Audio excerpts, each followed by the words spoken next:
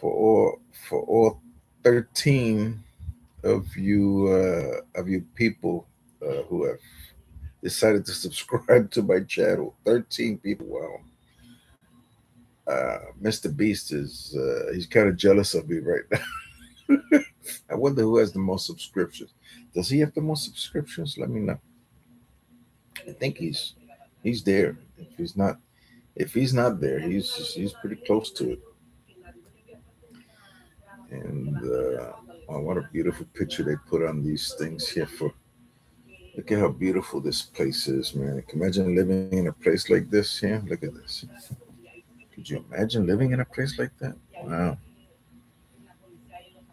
that place looks so beautiful, right? I don't even know where this is. Let me see if it says.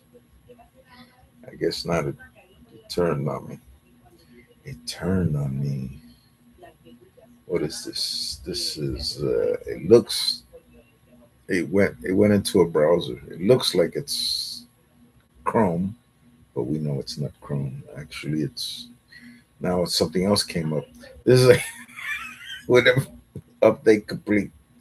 It's like what the, it's alive. It doesn't even need me anymore. I don't have to touch no buttons. It updates and then everything. We updated your Avast One, which is my antivirus. I don't know what happened. I put my credit card information in, and it still says, uh, you know, your Avast One is going. I've never gotten charged for it. I put in my information. I've never gotten charged for it, and they keep on saying we've updated your. Look at this. It's just going. It's just going crazy now. Now I got Google. Now Google browser came up there. I got this text. Oh, a whole bunch of stuff just came up there. Too much energy. Use me. It's a little song that I wrote yesterday. Use me. I'm gonna see. I'm gonna have to see if I can put some words to it. Not words to it. Some music to it. Okay. And I was thinking of all these. It's like it's like crazy when this thing starts. Let me just put in Grace and see what comes out. Put in Grace. Grace. Don't put Grace because it just. Well, let me see what happens if I just put Grace. Maybe just define it. Grace. Grace most commonly refers to elegance and beauty of movement or unmerited favor and love of God in Christian theology. Okay. The term spans several distinct meanings across everyday language, religion, law, and science. Science. Okay. Everyday language and aesthetics. Physical and social elegance. Refers to simple, refined beauty as movement, dancing or skating with grace, politeness and tact in social situations. Who's some people that used to dance with grace? Uh, Me? Well, if you knew me back in the day, probably you would say, yeah, it was pretty good the way you used to move. Not so much now. And you're looking even worse. You didn't even take a shave or anything. Yeah, I'll take my shave. I take my shave and shower after this. I just want to do this for a little while. And let me see. I'm gonna put this timer here for 20 minutes. 20 minutes. Will this disturb? Will this disturb my live? Let me put it over here. Google 20-minute timer. Google 20 20-minute timer. Okay, and let's tap it to unmute it. All right, so we got 20. When I think of grace, dancing, I think of Fred Astaire and Ginger Rogers, maybe Gene Kelly. Thinking of people with grace, maybe these ballerinas. Thinking of the movie Red Shoes. Red Shoes. Grace Kelly. No, well, she did have some beautiful grace. I mean, the Princess of Monaco, I think she ended up being. And let me see, who else? Who else had some grace? I think Dylan Mulvaney. No, the Bud Light guy, the Bud Light trans guy, trans woman, whatever trans guy, trans. What is it? No, I'm thinking of Audrey Hepburn. Audrey Hepburn. She seems to be a person with grace, and I really like some of her movies. I mean, even when she did My Fair Lady, I think was probably one of the best ones because there she has both. She ends up being like, how am I doing? Why does a vast want to know how am I doing? I would tell it how I'm doing, but it might get depressed and kill itself. It might commit some kind of viruside or something. Take take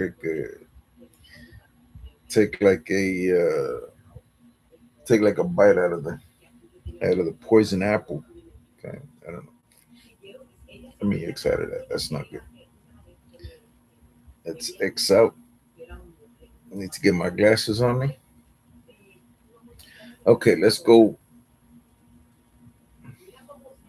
Mercy and forgiveness. The disposition to be kind, forgiving, or lenient. Lenient is a good thing. The disposition to be kind, forgiven, or lenient. Think of that. Kind, forgiven, or lenient. Has anybody ever been kind or lenient to you? I know it's happened to me. Jesus has been kind and lenient, right? Because when you think about, I'm gonna get like that song now. When I think about Jesus, how He set me free. When I think about Jesus, how He set me free. I could dance, dance, dance, dance, dance, dance, dance all night. Over this, something wonderful about the grace of God, the love of God. Huh? Hey, got somebody in here, Reggie. How you doing there, Reggie? Hey, it's divine. Well, we're talking about grace. So if you have anything to add, just put it in there. I'm talking about grace. What grace has God given us? Hey, I'm alive. That's grace, isn't it?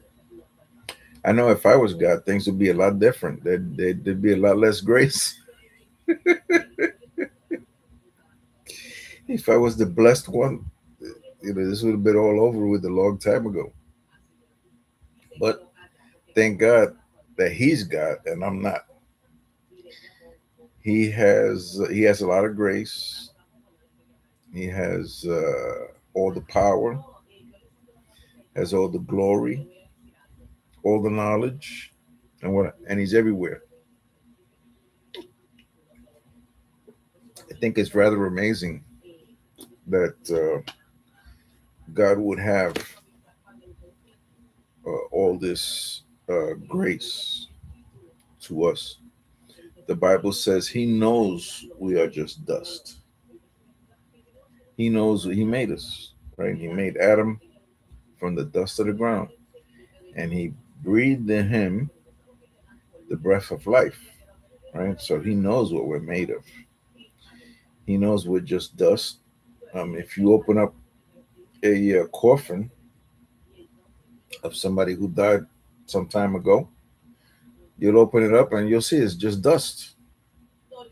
It's just dust. It's just going to be uh, just dust. Eventually, even the bones will disintegrate. That'll take a long time. I bet them bones hang around for a long time, but we're all just made out of dust. I think scientists once said that uh, chemically we're only worth uh, a very small amount. As far as the actual cost of the chemicals that we have represented in our bodies. But how about when you look at organ transplant, organ donations, stuff like that? I mean, people go crazy on these things. They will invite you to some city. They'll say, "Oh, Victor, you're such a good uh, you're such a good songwriter. Why don't you come over here to Nashville?" I'll end up on a park bench with a I wake up at a park bench with a cut and missing an organ or two. You know, um, but our organs worth a lot, right? But really, what is it that makes us worth? It's when God gives grace to us, right? When you think about that, God has made a house for us that we are going to be living in, that heavenly cube up in heaven, right? 1,500 miles long, 1,500 miles wide, 1,500 miles high. If you was to put it on Florida, if you was to put it on Florida, it would go from where I live over here in Brandon, Florida. It would go out to Denver, Colorado. Denver, Colorado. That's a long ways. That's a very long ways. It would go if you was to put that there, and if that was if you put it out on a map of the United States, it would go deep into Canada, deep into Canada. You know, and how high would that be? Think of that. And of course, God is not limited by gravity or any kind of building codes. You know, but it does say that the walls are going to be very thick. I, if I'm not mistaken, it's 144 feet thick. The walls, they're encrusted with diamonds, encrusted with all kind of precious stones. I guess to God, all all stones are precious stones, right? Some of them they even have lively stones, right? The Bible talks about lively stones. And it seems like one of his favorite color is. I see a lot of descriptions of God with amber. So obviously that's one of his favorite colors. I can imagine all colors are represented in his throne and in his glory. But I know I think it's Ezekiel talks about that there was like amber, the color of amber, like at his feet. So obviously he has preferences as far as what color he likes. And I think I would have been okay as amber. I think but we're talking about grace. Grace. Grace is we all need a little grace. You know, I already mentioned that some people dance with a lot of grace. I used to dance with a lot of grace. Now, not so much. Now it looks like maybe if I go to the pool, I look somewhat graceful. Maybe there, you know. People probably say that when I'm how do you say when I'm praising God, they say I might look, well, maybe not graceful, but let's say less awkward than I am. How's that? So maybe that's something. Grace, mercy, and forgiveness, the disposition to be kind, forgiven, or lenient. Those are great things to be, right? Disposition to be kind, forgiving, and lenient. I think it's a good thing that we are kind to others, that we be forgiving to others, that we're lenient to others, because we all make mistakes, right? Just like that song, we fall down and we get up. You know?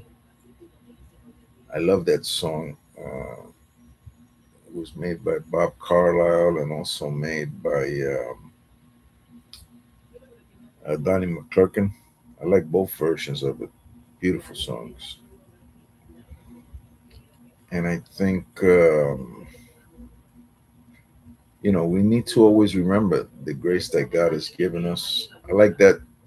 I like that. That's that parable, that story about when the rich person had grace towards the person who owed him a lot of money.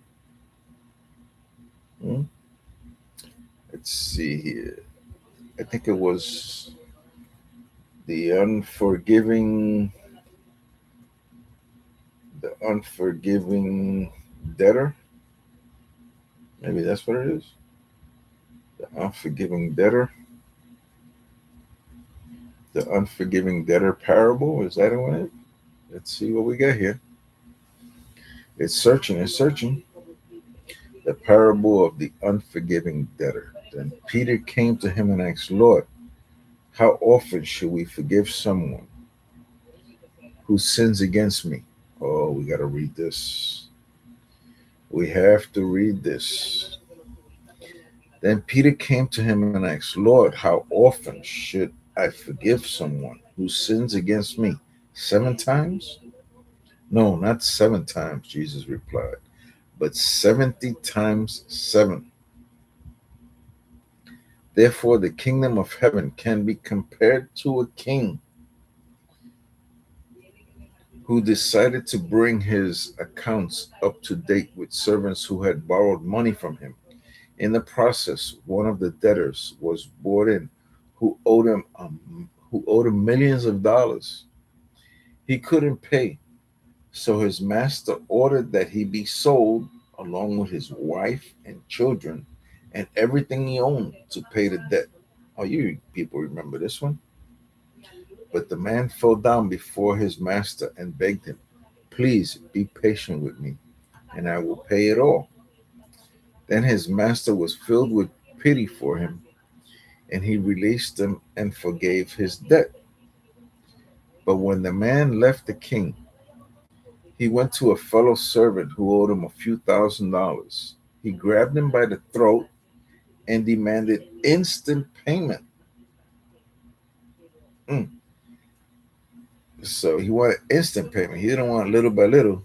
He didn't want to make a plan. He didn't want to make like how do you say these people who the debt collectors. The debt collectors that they'll send you a letter saying, "Pay this amount now. You owe $10,000, but if you send us $1,700 right now, we're gonna forgive that debt." That's more or less what these people what this guy wanted. He wanted instant payment and to be paid in full, not even not even a discount. He wanted to be paid instantly and in full. And his fellow servant fell down before him and begged for more time. Be patient with me and I will pay you.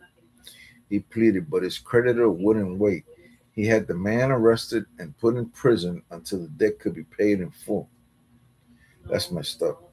because if you're in prison, how you gonna make that money?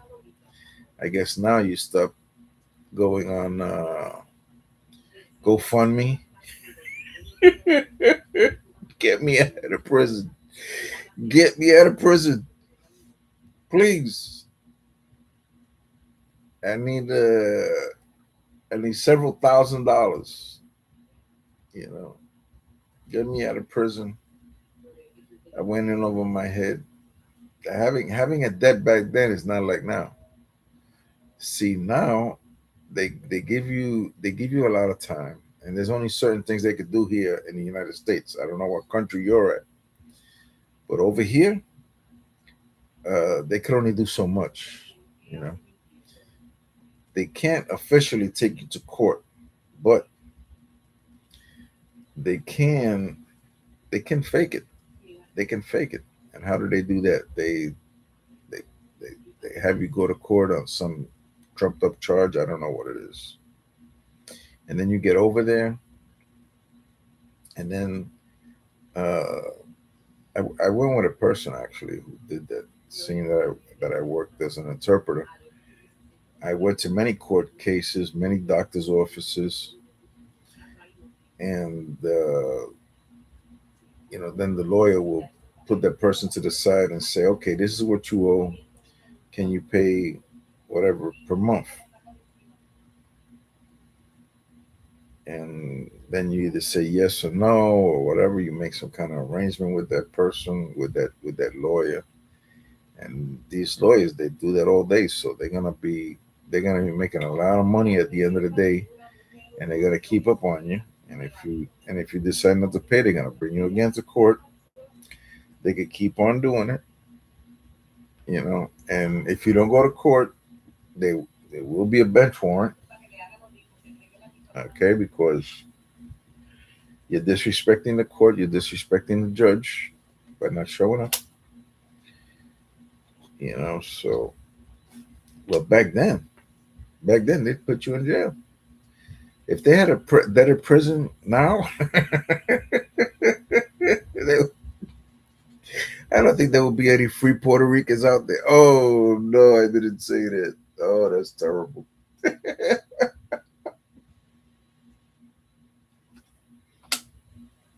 Well, back then they had a debtor's prison, and look at what he says. He had he said, "Be patient with me, and I will pay it." It's for a few thousand. And he pleaded, but his creditor wouldn't wait. He had the man arrested and put in prison until he could be paid in full to the debt. What the king had said.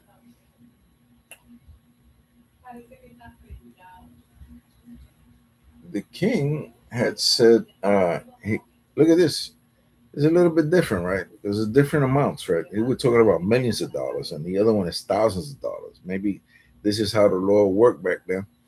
So he couldn't pay it, so his master ordered that he be sold. So it's not about going to prison. He be sold along with his wife and children and everything he owned to pay the debt. So not only did your credit affect you, but it affected your wife, your kids. Everybody could be sold. Could you imagine that, man? And that's the way it was back then. And then for thousands, they just put you in jail. For thousands, they would just put you in jail, and that would have been it. You know. Well, so but he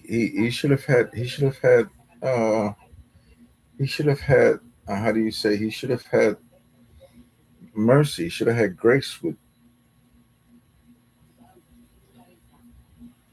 He had the man arrested and put in prison until the debt could be paid, which I think is kind of messed up. At least if the person would have been out, they could have at least did something. You never know. They could have found the diamond in the ground or something. I don't know. And when some of the other servants saw this, they were very upset. They went to the king and told him everything that had happened. Then the king called in the man he had forgiven and said, "You evil servant, I forgave you that tremendous debt because you pleaded with me. Shouldn't you have had mercy on your fellow servant, just as I had mercy on you?" Then the angry king sent the man to prison to be tortured until he had paid his entire debt. So here goes the king is sending him to prison to be tortured. That would have made a that would have made some kind of video to put on GoFundMe. Send me money. Send me money. Yeah, they see the guy hitting him, bang, whipping him, bang, bang. Send more money or whip him again, bang, bang, bang. Would have been over there like in Roots. Master, say your name is Toby. What? My name is Kunakite. What? Master, say your name is Toby. What? Or whatever. And then in 35 it says, "That's what my heavenly Father will do to you if you refuse to forgive your brothers and sisters from your heart." From your heart. Think of that. Well, I'm about out of time here. But we did talk about grace for a little while. It's been 26 minutes on that one. I don't even know how long it's been on this one here. But we're going to end it right here. Thanks for watching. Reggie, Reggie Sama, and of course, the Divine is watching. Mary Divine. Thank you very much. Hello, how you doing? And I pray everything is okay with you people. And just remember, let's have some grace for people. Okay, okay, and we'll pick up this another day, the Bible study. Let's end stream on this one here. Or you 13 people that I have